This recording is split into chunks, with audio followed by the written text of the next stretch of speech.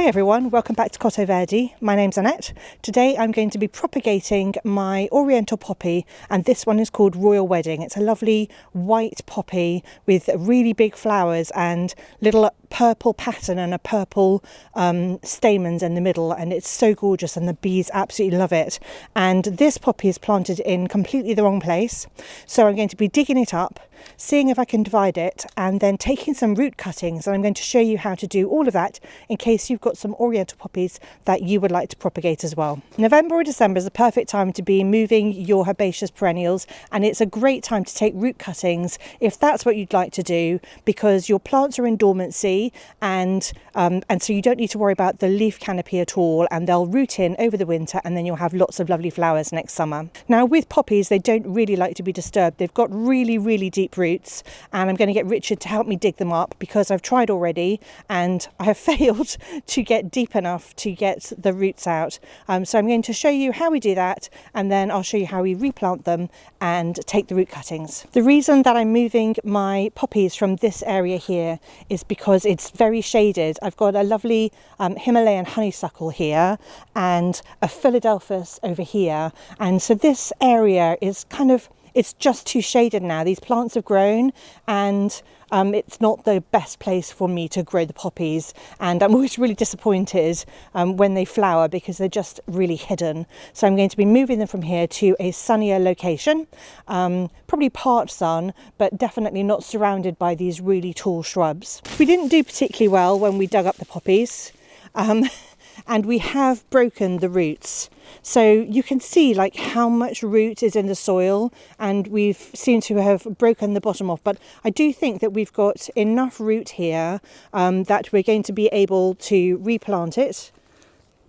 And what's actually happened is, as we've dug it up, it's kind of separated itself into individual little bits. So what I'm actually going to do is make a patch of poppies rather than trying to plant it all as one again, because it's all broken up. So if you want to take root cuttings, you need a piece of root that is about pencil thickness, so something like this, and that is the perfect size to take a root cutting. We planted a swathe of the poppies here. I've chosen to plant it near the Physocarpus, or ninebark. It's a lovely red one. It's called Lady in Red. And there is also some Veronicastrum here, which has a lovely, in fact I think they're white, these ones. I was going to say they were the purple ones, but I do think these are white ones that I planted here. Well, whether they're purple or white, it doesn't matter actually, because the poppies are purple and white, and I think it's just going to be a lovely display, and this way the colours will move through the seasons, because actually the Veronicastrum is going to be in flower after the poppies. So we'll have the poppies first, and then the ninebark will leaf out as well, and then we will have the Veronicastrum. We're going to water them in, and that's all you need to do if you want to split your poppies and replant them. So the compost I'm using is ordinary multi-purpose peat-free compost, and I've mixed it half and half with horticultural grit. You could use sand or perlite, but you want really good drainage. So this is very gritty compost. It's really important that you have good drainage.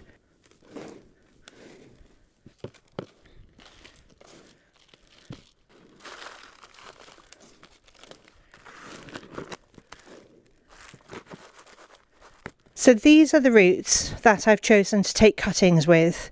Now, some of them are a very thin pencil and some of them are a bit thicker. And what I'm going to do is I'm going to use the thicker ones and the ones that have still got leaves on, where I can clearly see where the top is, to plant these vertically. And I'm going to plant them into this pot here.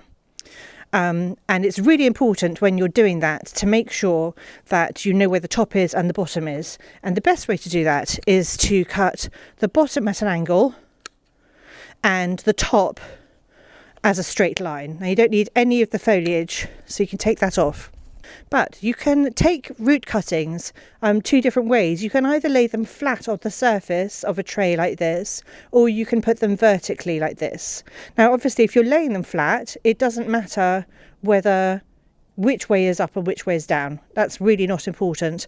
If you're putting them in a pot, it's really important to know which way's up and which way's down. So if you have a piece like I do here, where you're not sure which way is up and which way is down. I mean, I know that this is down because it's thinner on this end than on this end here.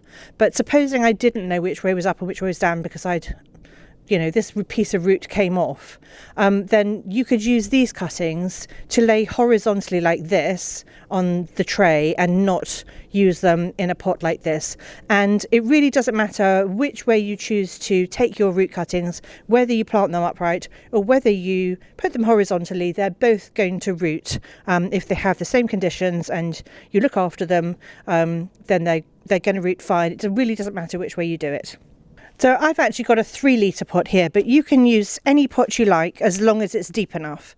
So what I'm going to do is I'm going to show you how I'm going to take this root cutting here. So this is the top and this is the bottom. So I'm going to cut the bottom at an angle, and this is really helpful for like when you're poking it in anyway. And then I'm going to cut the top horizontally and dispose of that. And actually I can take 2 root cuttings here, so I'm going to take this bit off as well. I know that this is the top and I've cut the bottom at an angle, and then you can either just push your way into the compost, or you can make a little hole with a dibber and then push it in and submerge. That wasn't quite deep enough, so make sure your hole's deep enough.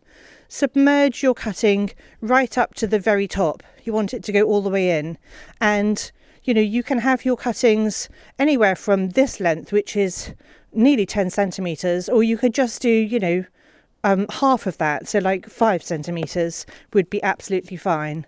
So actually what I'm going to do is I'm going to create another cutting here. And you're not looking for any sort of nodes or anything like that.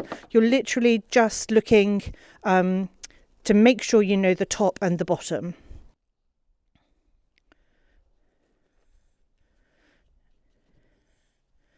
So again, this is the pointy end, so I'm just going to put that in here. So again, I'm going to cut this root here into individual pieces, always making sure I know which way is the top and which way is the bottom. And that's probably as many cuttings as I'm going to put in here.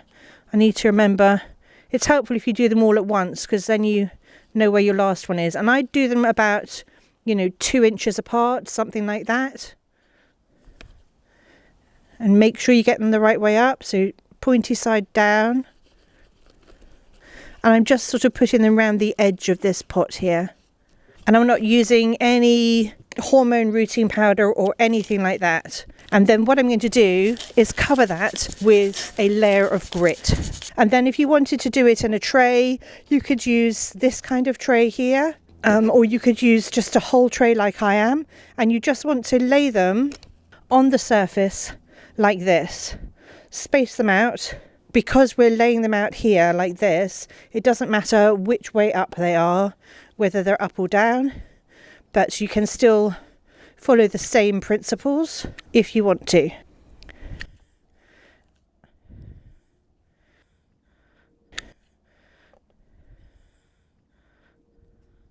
And I'm just going to lay them out like this. I'm not going to use the really thin bits on the ends, because I don't think that they'll be successful.